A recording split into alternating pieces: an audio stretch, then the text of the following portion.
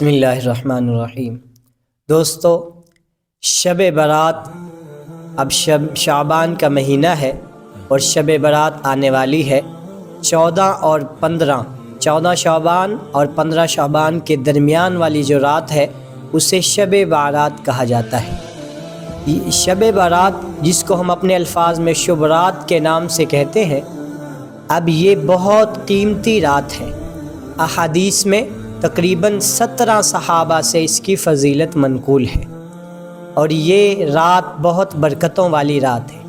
حضور صلی اللہ علیہ وسلم نے فرمایا کہ اس رات کو یعنی شب برات کی رات کو حضور صلی اللہ علیہ وسلم نے فرمایا کہ اللہ تعالیٰ اپنے عرش سے آسمان دنیا پہ تشریف لے آتے ہیں۔ جیسے ہی 14 شعبان کا سورج غروب ہوتا ہے، اللہ تعالیٰ اپنے آسمان سے، اپنے عرش سے آسمان دنیا پہ تشریف لے آتے ہیں اور آ کے اللہ تعالیٰ اعلان کرتے ہیں۔ اور اعلان کیا ہوتا ہے کہ ہے میرا کوئی بندہ مجھ سے مغفرت مانگنے والا، وہ مجھ سے مغفرت مانگے، میرے سامنے روئے گڑ گڑائے، میں اس اپنے بندے کو معاف کر دوں۔ اللہ اس آسمان پہ آ کے اعلان کرتا ہے میرا کوئی بندہ پریشان حال، مجھ سے پریشانی کے لیے دعا کرے، میں اس کی پریشانی کو دور کر دوں۔ اللہ اس شب برات کی رات کو آسمان دنیا پہ آ کے اللہ اعلان کرتے ہیں کہ ہے میرا کوئی بندہ جو بیمار ہو، ڈاکٹروں نے جواب دے دیا ہو، اس کے لیے کوئی دوائی اس پہ اثر نہ کرتی ہو، حکیموں نے جواب دے دیا ہو، اب اللہ اعلان کرتے ہیں کہ وہ بندہ میرے دربار میں آ جائے اور جھولی پھیلا کے مجھ سے دعا کر لے، کیونکہ تمام شفا کے خزانے تو میرے پاس ہے۔ تو اللہ فرماتے ہیں کہ ہے کوئی بیمار جو اس رات کو آ کے مجھ سے دعا مانگے اور میں اس کی بیماری کو دور کر دوں۔ اللہ کے لیے تو کوئی مشکل نہیں۔ تو یہ شب برات کی رات ہے۔ حضور نے فرمایا کہ اس رات کو اللہ تعالیٰ آنے والے اگلے سال میں جس نے اس دنیا سے جانا ہے، یعنی جس کو موت آنی ہے، اس کی تمام لسٹ اللہ بنا کے ملک الموت کے حوالے فرما دیتے ہیں۔ اور یہی شب برات کی رات ہے۔ اسی رات کو اللہ تعالیٰ انسان کے پورے سال کے اگلے پورے سال میں اس نے کیا کھانا ہے، کتنا کھانا ہے، کتنا پانی پینا ہے، یعنی اس کی رزق اس نے اگلے سال میں کتنا کھانا استعمال کرنا ہے، اس کی لسٹ بھی اللہ بنا کر اور فرشتوں کے رزق والے فرشتوں کے حوالے فرما دیتے ہیں۔ تو یہ شب برات کی بہت قیمتی رات ہے اور اس میں اس کی فضیلت اما عائشہ رضی اللہ تعالی عنہما فرماتی ہے کہ حضور صلی اللہ علیہ وسلم میرے پاس آرام فرما رہے تھے۔ شب برات کی رات تھی تو حضور صلی اللہ علیہ وسلم آہستہ سے اٹھے اور اٹھنے کے بعد حضور صلی اللہ علیہ وسلم باہر نکلے اور باہر چل دیے۔ تو اما عائشہ رضی اللہ تعالیٰ فرماتی ہیں کہ میں بھی اٹھی اور میں نے دیکھا کہ حضور صلی اللہ علیہ وسلم آہستہ سے اٹھ کے جا رہے ہیں، تو خیال آیا کہ کہیں باری تو میری ہے اور حضور صلی اللہ علیہ وسلم کسی اور زوجہ محترمہ کے ہاں نہ جا رہے ہوں۔ تو اما عائشہ رضی اللہ فرماتی ہے کہ میں بھی حضور صلی اللہ علیہ وسلم کے پیچھے پیچھے چل دی، تو میں نے کیا دیکھتی ہوں کہ حضور صلی اللہ علیہ وسلم دور جا رہے ہیں۔ تو اما عائشہ رضی اللہ تعالیٰ فرماتی ہیں کہ میں بھی حضور صلی اللہ علیہ وسلم کے ساتھ چلی، تو حضور صلی اللہ علیہ وسلم جنت البقیع کے اندر تشریف لے گئے۔ شب برات کی رات تھی۔ اما عائشہ رضی اللہ تعالیٰ فرماتی ہے کہ حضور صلی اللہ علیہ وسلم نے جنت البقیع کے اندر جا کے دعا کرنا شروع کر دی اور میں بھی پیچھے کھڑی ہو کے حضور صلی اللہ علیہ وسلم کے دعا کر رہی تھی۔ اما عائشہ رضی اللہ تعالیٰ عنہ فرماتی ہے کہ حضور نے اتنی لمبی دعا کی کہ میں نے 3 دفعہ ہاتھ اٹھائے اور میرے 3 دفعہ ہاتھوں کو نیچے کر لی، یعنی حضور نے اتنی لمبی دعا کی کہ میں نے ہاتھ اٹھائے اور جب ہاتھ اٹھائے تو وہ ہاتھ تھک جاتے، میں نیچے کر لیتی، تو 3 دفعہ یوں ہاتھ اٹھائے اور نیچے کیے، حضور نے اتنی لمبی دعا کی۔ تو اما عائشہ رضی اللہ تعالیٰ فرماتی ہے جب دعا پوری ہوئی تو میں دوڑ کے بھاگ کے اپنے حجرے کی طرف آ گئی۔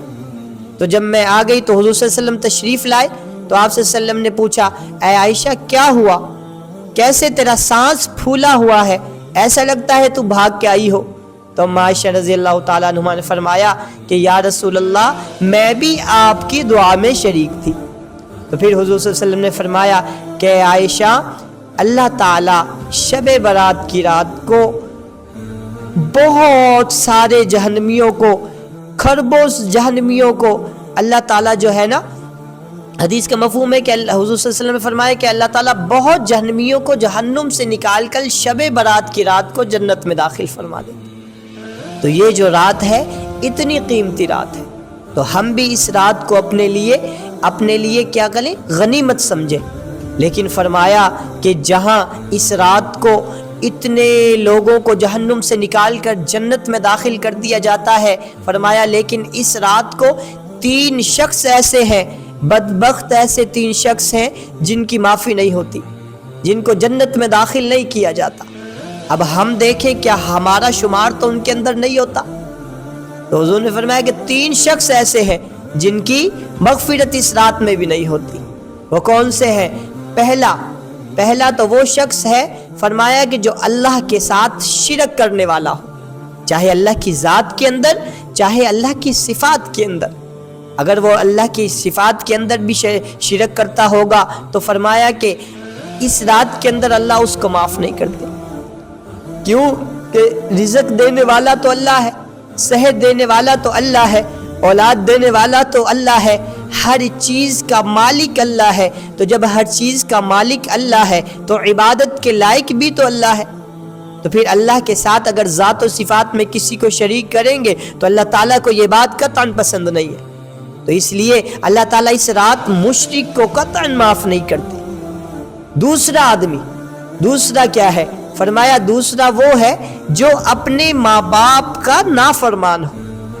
فرمایا کہ جو اپنے ماں باپ کا نافرمان ہوگا، اللہ تعالیٰ اس کو قطعاً بھی اس رات کو، جس رات کو اللہ خربوں جہنمیوں کو نکال کر جنت میں داخل فرماتے ہیں، فرمایا کہ اگر ماں باپ کا نافرمان ہوگا تو اللہ تعالیٰ اس رات کو بھی اسے معاف نہیں کرتے۔